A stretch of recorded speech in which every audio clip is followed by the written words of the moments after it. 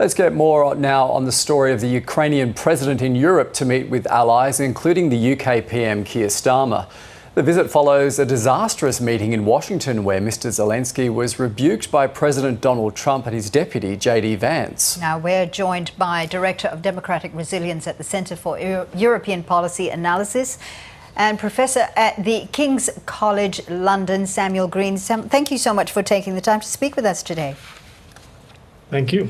I want to quote you something that you said soon after that meeting and after President Zelenskyy left the White House. You were quoted as saying, "The quiet conversation since Munich," and we're talking about the Munich summit here, "has been about setting Ukraine up for a fall."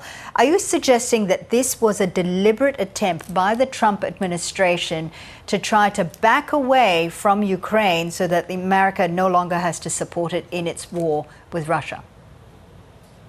Well, look, the only person who knows that for certain, I suppose, is President Trump, maybe Vice President Vance, and a couple of other people in that administration. And I would leave it to them to answer that question. But I do think that, as I said, I think for now a couple of weeks, as the Trump administration had been pressing ahead at breakneck speed to try to achieve some kind of a rapid end that would allow the U.S. to exit its entanglement with this conflict and to reset relations with Russia, it was running into frustration after frustration, particularly in the reticence of the hesitancy, really, of the Ukrainians and the Europeans to sign up to a deal that they thought would only be a prelude to the next war, and so.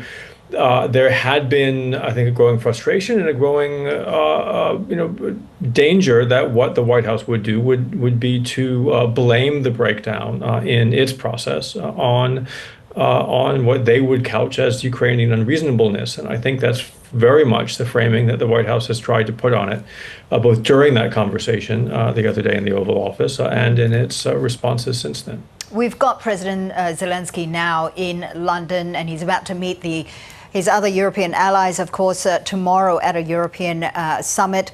Some news has just come in with the UK reinforcing support for Ukraine with a $1 billion loan, more than $2 billion loan to bolster Ukrainian defense capabilities. Is Europe now coming to the realization that it is, in fact, alone when it comes to supporting Ukraine in its war against Russia?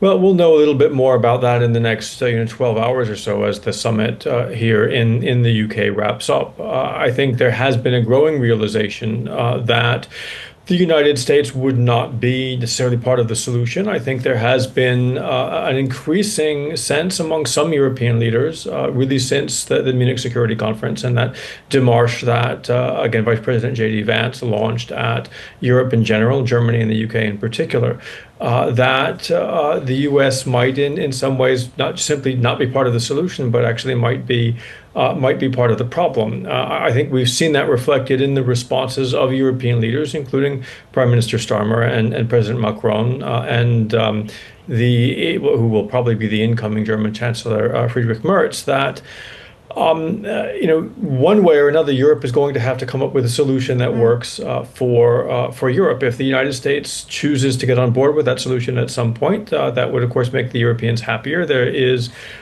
still a lot of commitment to the transatlantic relationship, but I think Europeans are increasingly unwilling to let that commitment stand in the way of durable peace and security on the European continent. Right. Now, the EU Foreign Secretary Kaja Kallas had declared that, and I'm going to quote here her words, "The free world needs a new leader. It's up to us, Europeans, to take this challenge." I wonder, though, are the European countries and governments united enough to be able to take up such a mantle? Well, there is division on the continent. We did see Hungarian Prime Minister Viktor Orban, true to form, standing up for President Trump and breaking with the rest of Europe. But broadly speaking, Europe very much is behind and with the Ukrainians. This again is a war that affects their security. And if Ukraine fails, they do realize, I think, that they will face further insecurity down the road. I think the question, however, that you ask is a good one. It's really Europe has not yet faced ever really in the modern era the prospect of having to create security not just without U.S. support, but in the face of potentially active U.S. resistance, an active U.S.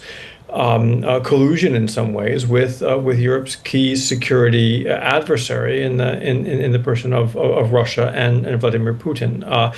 Whether they have the fiscal resources, they can probably find them.